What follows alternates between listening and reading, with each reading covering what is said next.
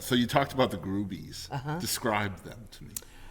The Groobees was kind of this collaboration between 5 people that had really different musical tastes. So I was really folky, and like, picture the Lilith Fair lineup. That was my set list when I first started. I'm okay with singing. that. Yeah, man. Yeah. Well, before I started writing songs, I was playing covers, and I didn't have the imagination to listen to, John Lennon sing and think, yeah, I could sound like that. So like everything I listened to was women, which was great for me. Yeah, that's okay. Awesome. Yeah. But that was a great era of women to listen to. Yeah, it was. Oh my gosh. It really was. Yeah. I feel really lucky that that's when I was learning to play guitar. Those women were out there. Yeah, like Natalie Merchant. Yeah. Totally. Sarah Tracy McLachlan. Chapman, Sarah McLachlan. Yeah, all those goodness. guys. Oh, Sean Colvin. Yes. Sonny came home. Yeah. So back to the Groobees. Scott was really heavily Beatle influenced. Scott Malott was the other writer in the band. A lot of Beatles influence. Gary was such an alt country, like No Depression, Jayhawks, Wilco, all those guys. Todd was more of a rock drummer. So we had this kind of rock drum, not like a hair band rock, but just 4/4, nothing real jazzy or across the bar or anything like that. Just kind of straight, steady. We had a cool sound because I think none of us had the same influences, and so everybody kind of got to shine at different moments in different songs, and you'd say, oh, it kind of sounds like this, but kind of sounds like that, and I think that's why it worked. Was we all had strengths to bring to the group, and we were greater than the sum of our parts. It's funny, all the stuff I know about you and seen about you, I can't imagine you in a band. Oh, yeah. Oh, it was so fun. It was so fun. And you know what? It's so interesting. That dynamic is really interesting because when you're a solo artist, you're responsible for every noise, right? And so if you suck, people will know. And if you suck, people will know. And also, like, I listened to some of those old, some of our first records, even the later ones, where, like, in every break when I'm not singing lyrics, I'm going, yeah, ooh, no, or whatever, like I just cannot shut up, vocal solo. Like, yeah, man. I mean, and I listen to it now and I think, why didn't Lloyd say, Susan, it's Gary's turn. Knock Shut that up. shit off. He's trying to do his guitar solo. But yeah, then so that was a good education. Yeah, that I band bet. was a great education. Yeah. I love that though, because there's like uber confidence to stand up there alone, because there's nowhere to hide. Yeah. Right. And so like, just and I did listen to some of those songs, and it's such a different vibe than what you're known for. Yeah. I love that. And that's why I wanted you to describe it yourself, because I think people will get a kick out of knowing what you were prior to the whole solo stuff. Check out the Groobees. Yeah, check out the Groobees. Yeah. Here's what I will tell you, and you can listen for yourself, but I feel like in those records you can really hear me trying to sing. Yeah. And hopefully that's not what you hear anymore on my own records. You no, just hear me absolutely singing. Not. Yeah, you just hear me. The delivery singing. is definitely different. Yeah, there's a maturation there. Yeah, for sure. Yeah, thanks. Yeah, I love that. No problem. One of the biggest struggles of a singer-songwriter, especially in the 21st century, in my opinion, is the struggle or the balance between creativity and commercial. I imagine you've struggled with that over the course of your career. I would say I have not. Okay. And I would say the reason why I have not is, I hope this comes out the way I intend it.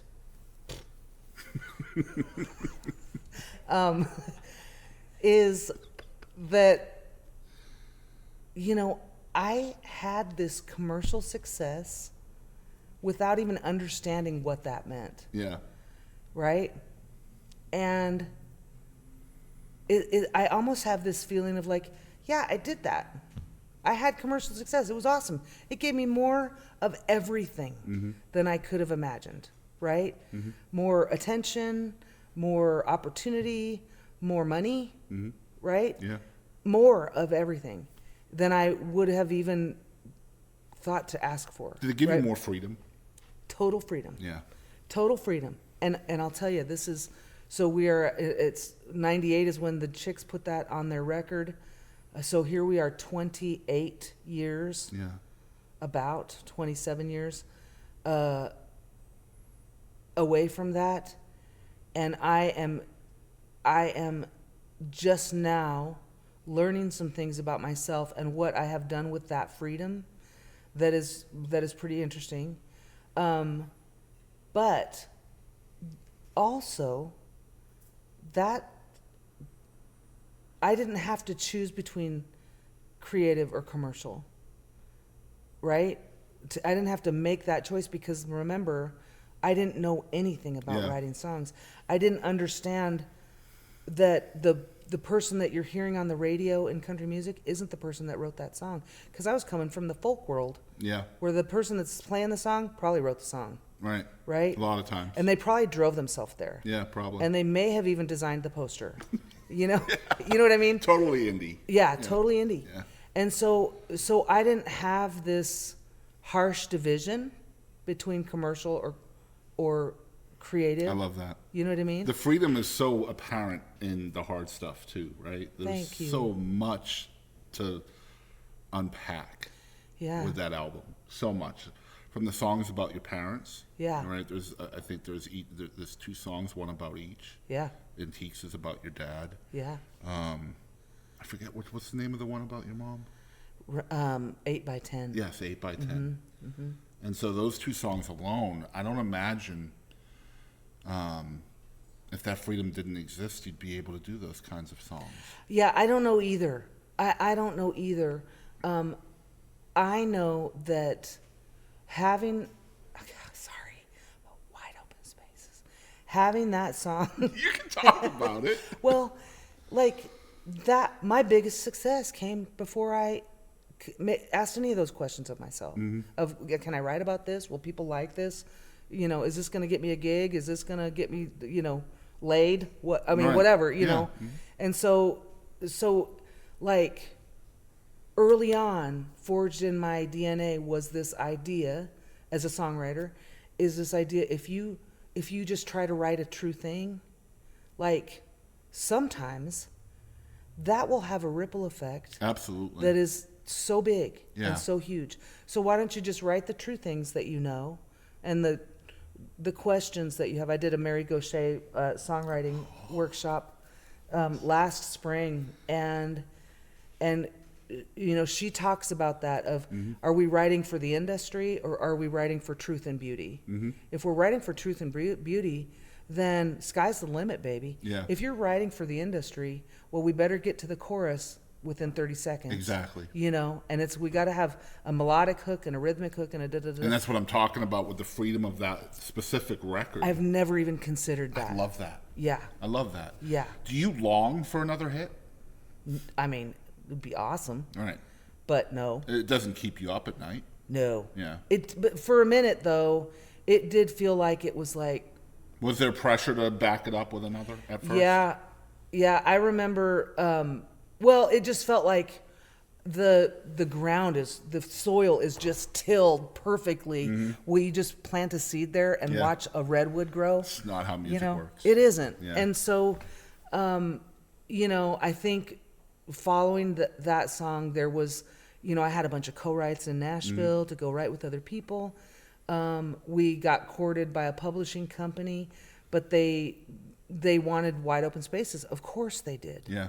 And when we were going to talk to those publishing companies, we were saying, let's start from here because that money is financing our band. Yep. And I'm not going to take it away from the band and give it to you for, to have a salary from you. We're going to bet on the band. And so, there was this idea of striking while the iron's hot, that felt very real. All this industry speak that I hear you talking Yeah. about. Yeah. But then, day to day, I mean, I was still in that band, so we were going and playing our $200 gigs. Meanwhile, I'm getting less like today, by the way. yeah, totally, Right? yeah. It's that old. If you want to make a small fortune in the music business, you start with a large fortune. Yeah.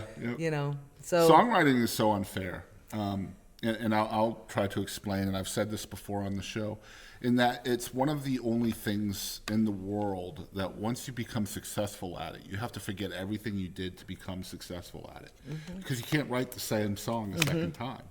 So in order to replicate that success, you have to do completely different things than you did to get it in the first place. Yeah. That's very unfair. Yeah. Whereas if you want to be a successful painter, just be good at painting. If you want to be a successful mechanic, you just have to know how to fix the engine. yeah, A successful salesman, you know what pitches to do, and you know what works and what doesn't. yeah, Songwriting's not that way. It's very unfair. yeah.